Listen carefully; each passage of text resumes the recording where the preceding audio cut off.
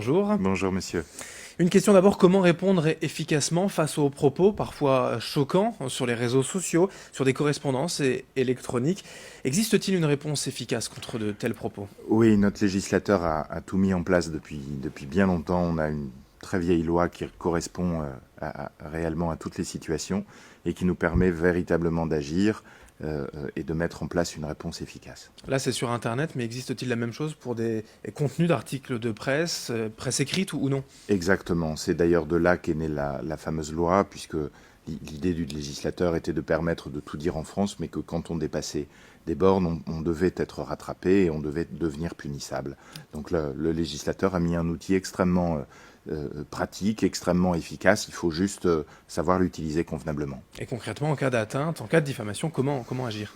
Courir chez son huissier de justice pour bien évidemment fixer les images, fixer les mises en ligne, fixer les éditions papier, avoir des reproductions, et puis surtout demander à cet huissier s'il est vraiment sensible à la matière, puisque si elle est simple, elle est néanmoins extrêmement technique, et puis après il faut se tourner vers un avocat qui maîtrise la matière, puisque les délais sont courts, les délais sont extrêmement brefs pour agir en justice, et à ce moment-là s'ouvre un arsenal qui permet de faire supprimer le texte problématique et qui permet aussi de faire réparer effectivement l'outrage ou l'injure supportée. Et tout cela est très cadré, mais pourquoi un tel formalisme finalement? Et est-ce que les juges justement maintiennent cette rigueur?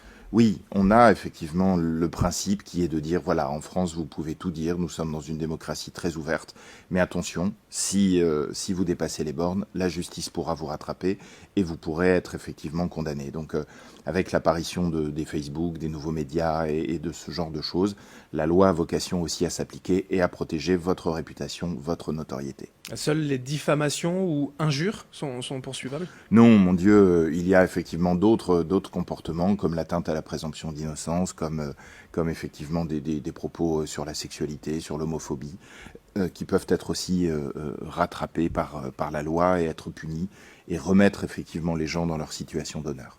Merci maître.